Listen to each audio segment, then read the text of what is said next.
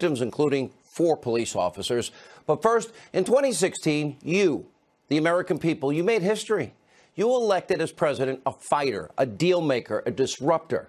You sent a leader to the White House who was clearly unafraid to dismantle the status quo in Washington, D.C., the swamp, the sewer, and also somebody that is now, in 2 years, we see he fights to keep his promises and get things done that he said he'd get done, frankly, come hell or high water. Tonight, what you're witnessing is Donald Trump doing whatever it takes to fulfill his promises. And more importantly, this is about protecting the lives of the American people and securing the country on our borders. Many lawmakers, especially Democrats, ignored the crisis at our southern border. They said it's manufactured. 1 month ago, Speaker Pelosi vowed that Congress wouldn't spend more than $1 on any border wall. It was immoral. As it turns out, she's a little off. Take a look. I went through Congress. I made a deal. I got almost $1.4 billion when I wasn't supposed to get $1. Not $1. He's not going to get $1. Well, I got $1.4 billion, but I'm not happy with it. Nor am I. But the president's right. He got $1.375 billion for the wall and a bill that tripled the funding for barriers on the southern border over the previous budget. And it's only 7 months, this budget. It killed so-called poison pills like any amnesty. It's not in the bill for illegals. No pathway to citizenship. No limit on ICE detentions. In fact, instead of a limit, this bill funds 5,000 more beds for illegal immigrant detention. And remember all the far left, radical, socialist Democrats calling for ICE to be abolished? Well, this bill actually includes a historic funding increase for ICE, including money for an additional 600 highly needed professional officers.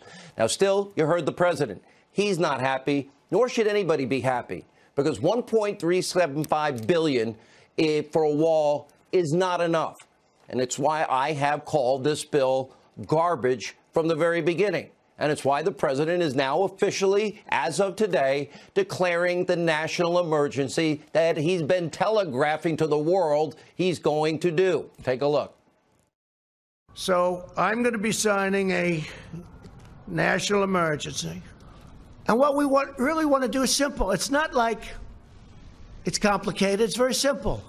We want to stop drugs from coming into our country.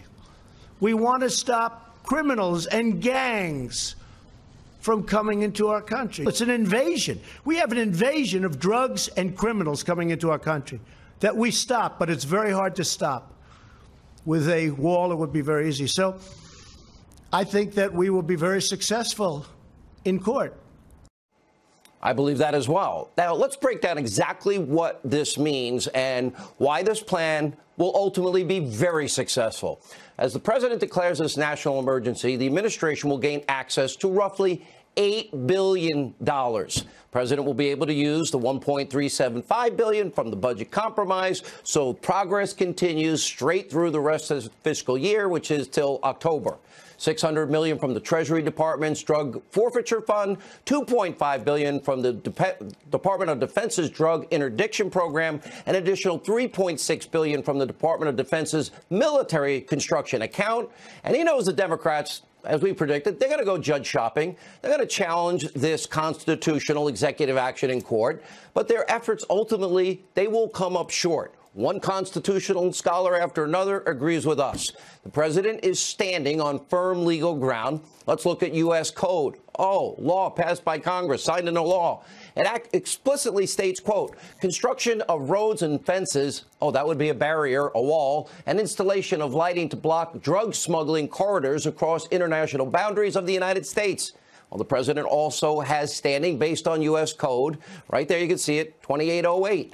That allows construction projects for national security. And that's not even all. Since 1978, a whopping 58 national emergencies have been declared by various presidents, starting with Jimmy Carter. And guess what? 31 of those national emergency declarations are still in effect today. Former President Obama, he declared 10 national emergencies, including one that countered the rise in crime from a deadly Mexican cartel. Simply put, there is major legal, legislative, and constitutional precedents for this national emergency when it comes to stopping drugs, gangs, cartels, trafficking, and everything else, and all the security risks to Americans at the border as a result of an open border. Remember, 300 Americans are dying weekly from heroin, 90% of which is trafficked across our southern border. In 2017, more than 70,000 Americans died from drug overdoses. Excuse me, is that a manufactured crisis? Last year, fentanyl trafficking across the southern border shot up a whopping 122%. In Arizona alone, fentanyl deaths have tripled since 2015. And sadly, drug carnage, well, that's just one part of the crisis. In just the past 2 years, 4,000 criminal aliens were arrested for homicide, 30,000 for sex crimes, 100,000 for violent assaults. That's a 2-year period. Last year alone, 800 gang members apprehended at the border, a 50% increase from 2017. And today, the president had a very powerful message to one, well, fake news hack who tried to claim that this is all just a manufactured crisis. Same talking point the media uses as their best friends in the Democratic Party. Take a look. What do you say to your critics who say that you are creating a national emergency, that you're concocting a national emergency here in order to get your wall because you couldn't get it through other ways? What do you think? Do you think I'm creating something? Ask these incredible women who lost their daughters and their sons. Okay? Because your question is a very political question because you have an agenda. You're CNN. You're fake news. Ouch. Maybe Jim ought to walk over. Maybe talk to the angel moms and dads that we have on this show. Made him look really weak, bad, pathetic, heartless, and looks like when he's forced to face brave angel moms and dads who've lived through hell, pain and suffering that none of us can imagine, he didn't want to talk to them. Now, tonight, no matter what you hear from Democrats or the hate Trump media, the wall is getting built. The president, the fighter, the disruptor, the deal maker, tenacious, unrelenting, is keeping his promises. But also, he's winning. Are you sick of winning yet? The American people are the real winners here. This is a huge win. Forget the president. Put him aside for a minute. This is a win for the country. This is a win for you and your families and our safety and our security. Which brings us tonight to our Hannity Watch on what is the abusively biased hate Trump media. Now, recently, the media's echo chamber, they've been spreading some pretty unbelievable fake news about the president and me and our relationship. Why they're obsessed with this, I don't know. Take a look. This is a president who is terrified of angering his base, and I think he is concerned. I can imagine him being on the phone with Lou Dobbs and Sean Hannity and telling him, okay, I have to do this because he's afraid of losing this news cycle to hacks like Sean Hannity and Lou Dobbs and Ann Coulter. He has set a precedent that will haunt the Republican Party for decades, if not for generations. 2014 Mike Pence and 2014 Republicans battled then President Obama in public and in court over similar actions. But 2019 Mike Pence and many 2019 Republicans are already saying, thank you, Sean Hannity, may I have another? All right, let me just say up front, the president nor anybody in the White House ever called to calm me down, whatever that means. And I'll also say this, with all due respect to all of you guys over there, it's really cracking me up here. I'm thrilled with it because I've been calling for secure borders and build the wall first for a long time. By the way, for all of you geniuses that are overpaid in the hate Trump media and kind of lazy, let me explain what I do for a living. I am a talk show host. In other words, I'm a member of the press. We're like the whole newspaper on this show. I can produce hours and hours of radio and television where I do straight news. We do tons of investigative reporting you're too lazy to do or too biased to do.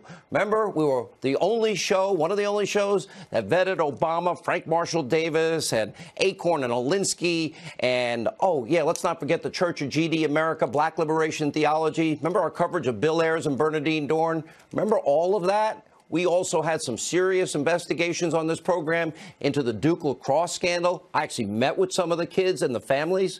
Baltimore, Maryland, we were right. You all in the media were wrong. UVA, Richard Jewell, the scourge of gang violence in Chicago. We put up the names on the show. The man-made drought, Delta smelt in California. We investigated what your kids are up to in spring break. Yeah, we do investigative reporting. We do straight news as a talk show host. And also, we also did our 2-year investigation into the deep state, and we have the evidence that you never paid attention to about what was an attempted coup on the president of the United States, where they let one candidate free in an effort to sabotage the other. And of course, like every newspaper, I said, we're like the full news. We give opinion. I don't hide that I am a registered conservative. We even do gossip occasionally in sports. 2 nights ago, we had on Tim Tebow. You see, our First Amendment, freedom of the press, well, part of the free press, you can be a talk show host and do all of those things. It covers many different and unique roles for the press. In doing so, like other so-called journalists, I use sources all the time. I work the phones daily to get information, to do reporting, investigation, so I can give my audience the best information that you guys aren't giving them. And I'll never, ever, by the way, for all you that speculate, I will never confirm, not even deny, who my sources are, who I talk to, who I don't talk to, or even if I talk to people alone. What you have in the media right now is obsession. They got blinders on, and they've got this prism in which they see Donald Trump. Lazy, overpaid people in the hate Trump media, so blinded by their hatred and rage for Donald Trump, they need to get their own sources of information instead of falsely speculating about mine. Now, here's a simple truth. Nobody in the media has ever come close to describing the relationship that I had with the president. That goes back well over 2 decades. And by the way, if one exists, I wouldn't tell you anyway. All right, now to end all fake news reports on how I accurately predicted exactly what the president would do on the border. He didn't tell me. It's simple. I paid attention to all his public comments. He said it over and over and over again. I heard him. You refused to hear him. Remember when he said, I will add whatever I have to add? What do you think he meant? Remember when he actually said many times, I'm looking at the national emergency seriously? He kept saying these things repeatedly. And what those of you in the fake news industry don't seem to understand, the president does listen to other points of view. Yeah. But at the end of the day, it's pretty amazing. All of you can't figure out that he makes up his own mind. And it's not hard to understand what he's going to do, because what he has been doing for the last 2 years, what he's been saying over the last week, is usually what he ends up doing. Now, by the way, for the record, I'll say this in all honesty, if the president listened to me, he would have stopped tweeting back in 2016, or at least tweeted less. Because me and a bunch of other people told him, you got to stop. But I got to admit, in retrospect, I actually think he was right to keep doing this, maybe 5% less. Because what he's doing is bypassing the abusive press that is offered, people that hate him every day, and he's getting his message directly to the American people, which, as you can see, in a media landscape full of conspiracy theories, hatred, fake news, is now more important than ever before. Take, for example, this report from Newsbusters. Look at this. All the big 3 networks, ABC, NBC, CBS, they went wild with their hysteria, collusion, coverage, one story that turns out to be false after another. They dedicated over 2,200 minutes of airtime, just the 3 networks. They aired and found 0 seconds minutes for available airtime when the bipartisan Senate report that found no collusion with Russia this week. They didn't cover it at all, because then they'd have to admit they were wrong. And I happen to like the fighter that is in the White House. I do like the man who fights, tenacious, unrelenting, and fights to keep his campaign promises. It's refreshing. It's energizing to watch him go down the list and see all the success for the forgotten men and women that voted for him in 2016. The policies he advocated for in his campaign and he's now delivering on, well, to be very honest, I have been supporting. These are things I publicly stated support for, most of them, for 30 years on radio, 23 years right here on the Fox News channel. Why? Because conservatism works. It works every time it's applied. Just like I predicted Obama would fail. 13 million more Americans on food stamps, 8 million more in poverty. Look at the president's positive, record-breaking results on the economy alone. New trade policies. We're making more money. More opportunities for Americans, 600,000 manufacturing jobs, 5.3 million new jobs. Yeah, I like those policies, and it's worth fighting for those policies. All right, we'll have more on this later. But first, we do have to turn to our Hannity Watch on the Deep State in light of yesterday's big news, huge bombshell revelation surrounding disgraced, fired FBI Deputy Director Andrew McCabe. Now, last night we laid out the entire case. 2016, small group, high-ranking, unelected, unaccountable bureaucrats, they abused their power in such a way to try to rig the 2016 election in favor of one candidate, Hillary Clinton, over another candidate, Donald Trump. They allowed their chosen candidate, Hillary Clinton, to stay in the race by clearing her of all charges before they even investigated it. Well, things that no other American could ever get away with. Trust me, if you have subpoenaed emails, you better not delete them. You better not acid wash your hard drive and bust up your devices.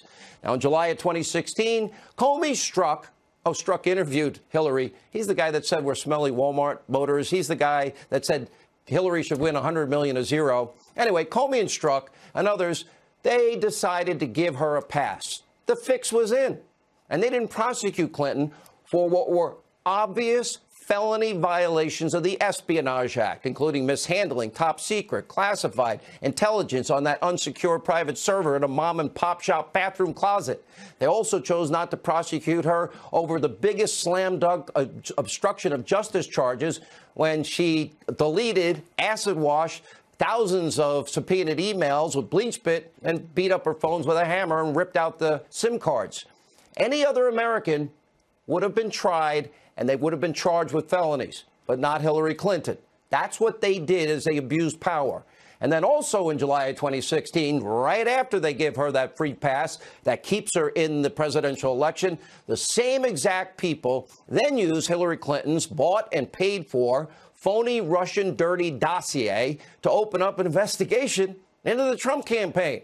They used the same unverified garbage, to spy on a Trump campaign associate, and they were all warned it was unverified and that Hillary paid for it, and it was never corroborated or verified, and that Steele hated Hillary Clinton. By the way, a lot of it's since been debunked.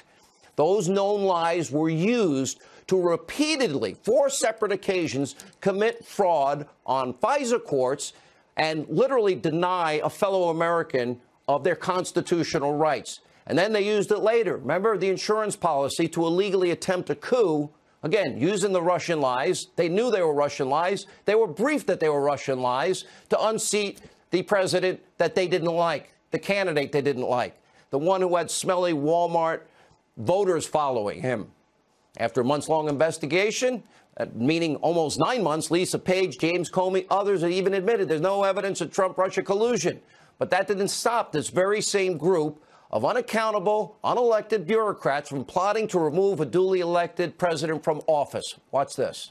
There were meetings at the Justice Department in which it was discussed whether the vice president and a majority of the cabinet could be brought together to remove the president of the United States under the 25th Amendment.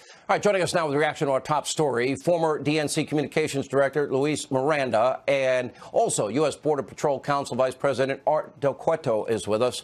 Art, you've been there before as on the border. Is this a crisis when we're losing 70,000 people a year to drug overdoses, 90% of heroin coming across the border, massive increases in fentanyl? Well, it's definitely a big crisis. Not only that, but you start looking at the amount of individuals that are crossing the border. You talk about the caravans that are coming across the border. All those issues. You look at the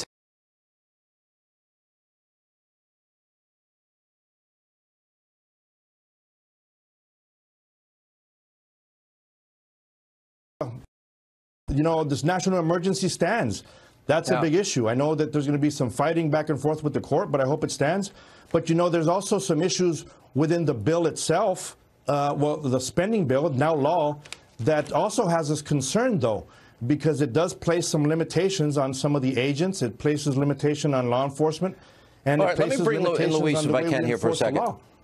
Luis, how come Hillary Clinton, Chuck Schumer, Barack Obama, Joe Biden, and pretty much most of the Democrats, I got the tapes, how come they all sounded like Donald Trump just a couple of years ago in the second term of Barack Obama?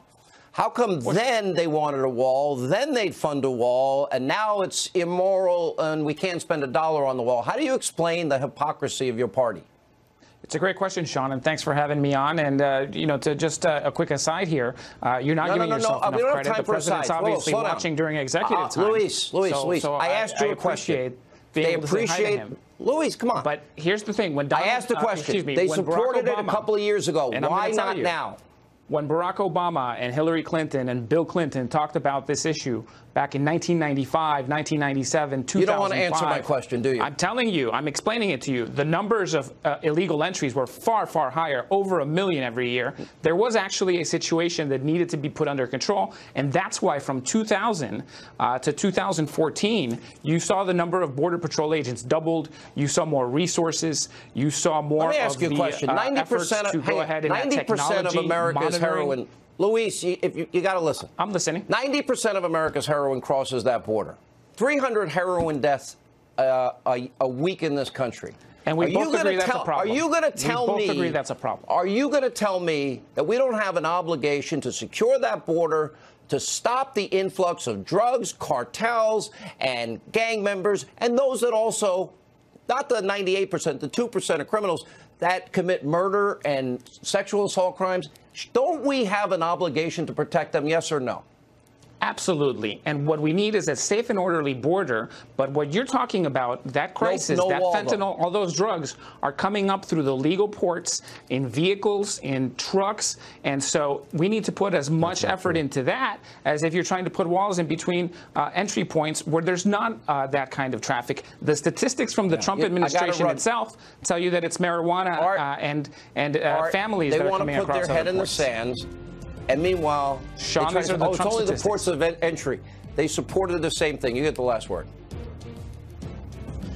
It's incredible because, to be honest, we are constantly getting methamphetamines and fentanyl between the port of entries, not just at the ports of entries. Thank you. And you that's why we're concerned with some of these bills. No. I've been out there. He actually knows. Trump's DEA. And I've been down there 14 times. Ask Trump's when we come DEA, back, Alan Dershowitz, Mark Penn, blasting Andrew McCabe's outrageous comments about the president. They'll join us. And tonight, a one-on-one. Me and former DNC chairwoman Donna Brazile and Newt Gingrich tonight. Busy breaking Friday News Night. Stay with us. Family Taco Night is a heartburn. This is a Fox News alert. I'm Mike Tobin at police headquarters in Aurora, Illinois, where it has happened again. A gunman has opened fire on his co-workers at a manufacturing plant just west of Chicago. We now know of a total of 6 people dead, 5 victims and the gunman. 5 police officers have been shot, not killed. A 6th police officer has a knee injury. The police chief here taking notice of the officers running to danger. To the officers and medics who showed up from all over the state to render aid, this message is for them. Thank you for your selfless act. Thank you for running towards gunfire and putting your lives in danger to protect those inside the business. The shooter, identified as 45-year-old Gary Martin, killed by police. He worked at the Henry Pratt plant in assembly where the shooting happened. The Sun-Times reports that he was recently laid off. His mother said that he was stressed. The total number of civilians injured is unknown. All right, more on our top story tonight. Preview of an upcoming interview on 60 Minutes strongly suggests former acting FBI Director Andrew McCabe, the deputy FBI director at one point, admitted to conspiring with other high-ranking deep state officials to secretly record President Trump, remove him using the 25th Amendment, which it was not designed to be used for. McCabe's spokeswoman today denied this report, but we'll have to wait and see. Joining us now with reaction, Alan Dershowitz, professor at Harvard. He wrote the introduction to a new book featuring the text of the Constitution, which I wish some people would read in Congress, and the Declaration of Independence. And we're also joined by former Clinton pollster and advisor Mark Penn. You know, it's interesting. Both of you take heat for being on this show. Both of you take heat for being intellectually consistent and honest. I'm looking at, I've never seen a case where one candidate was favored over another and they ignored all this other Russia stuff between Uranium One and a Russian dossier, and the Espionage Act and deleting subpoenaed emails. and then bludgeon a sitting president before and after with a dossier paid for by the opposition party, Mark Penn, and never verified. And they lied to FISA courts and committed fraud. Well, but I think what's most stunning about what we're learning is this jump to an independent or special counsel after Comey was fired, because they couldn't wait for new FBI director to be confirmed under constitutional procedures. They didn't have a crime here. No investigation had been obstructed in any way. They jumped to take this investigation and make sure that they would continue to control it and put it in the hands of their friends. And that's what's so shocking about some of the new revelations that we're learning. You know, and Professor Dershowitz, we know they were looking into this for the 9 months prior. Comey gets fired, 8 days. This is what's going on behind the scenes. They want to wear a wire on the president. 3 different versions of what happened from Rod Rosenstein. Oh, that didn't happen. Then he's sarcastic. Then he said, well, I didn't order it. I'm a civil libertarian, I think, like you are. I mean, and then we use an unverified dossier. They don't tell the courts that Hillary bought and paid for it and it's not verified, to destroy the constitutional rights of not only one person, but a whole party. Well, let's talk about Rod Rosenstein. He is the Deputy Attorney General of the United States. He was the acting Attorney General for this case. And he is suggesting using the 25th Amendment that was written to take care of a problem of Woodrow Wilson having a stroke or President Reagan being shot and being on the operating table. You know, these guys are watching House of Cards instead of reading the Constitution. The Constitution is as clear as can be. The 25th Amendment is applicable only if you're incapacitated. It's not a substitute for impeachment. It's not a substitute for an election. And if Rod Rosenstein actually thought about and suggested wiring the president, invoking the 25th Amendment, he should be fired before he has an opportunity to resign. He should be disgraced. The Inspector General of the Justice Department should be looking into it. This is as close as this country has ever come to the consideration of a coup d'etat, a constitutionally unlawful coup d'etat against the duly elected president. Whether you like him or not, whether you voted against him as I did or not, the Constitution has to prevail. The 25th Amendment has to mean what it says. And when you have a Deputy Attorney General thinking about circumventing the 25th Amendment, that is close to a constitutional crisis. I've called this the biggest abuse of power, corruption scandal in American history. You're right, Professor Dershowitz, because that's what it was. And Mark Penn, it's because of 2 reasons. They don't like him. They don't like his policies. They don't like him personally. This is a frightening moment that we have been able to reveal.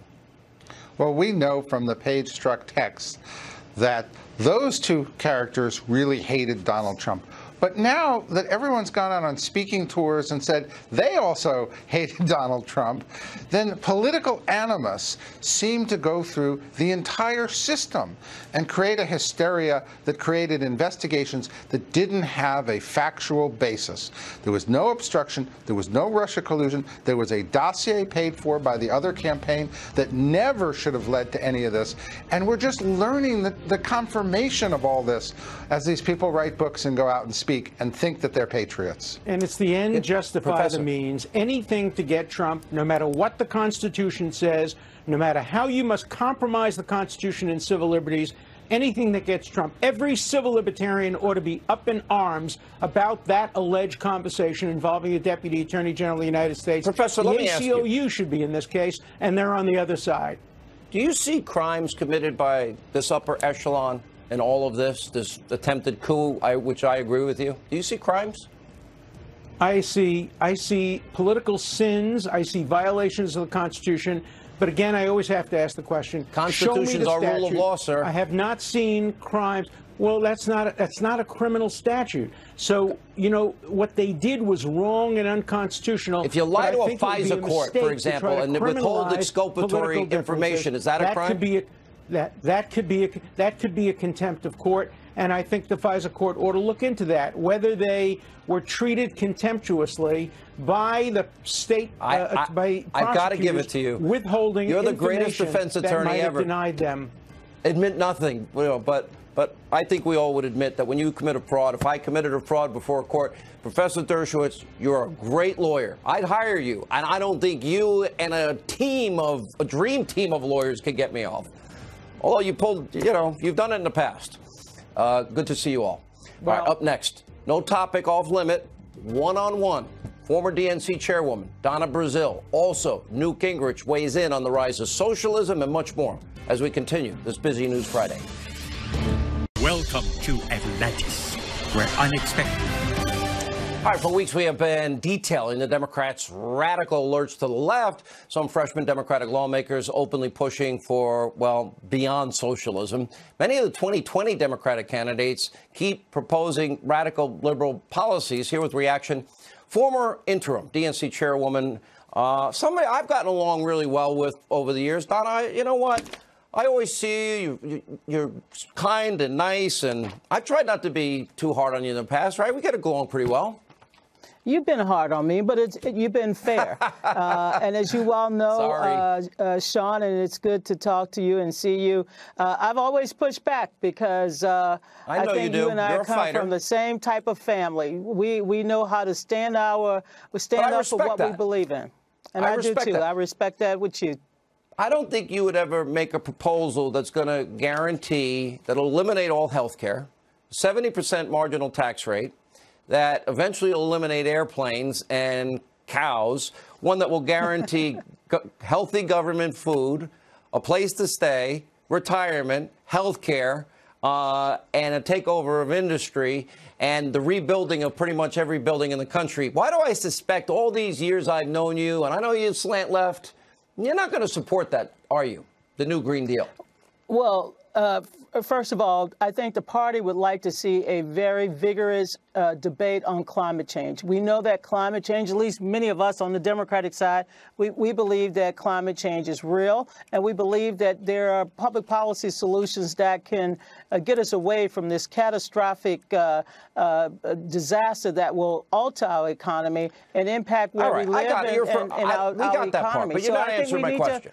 Here's my question. Is there any part of what I mentioned, free housing, free health care, no more private insurance, 70% marginal rate, guaranteed sustained wage, family medical leave, vacations, retirement paid for, guaranteed healthy government food, K through college and beyond, economic security, housing, pretty much cradle to grave, womb to tomb stuff? Do you think, and it was all put down on paper, don't you agree with me that this is political suicide for the Democrats?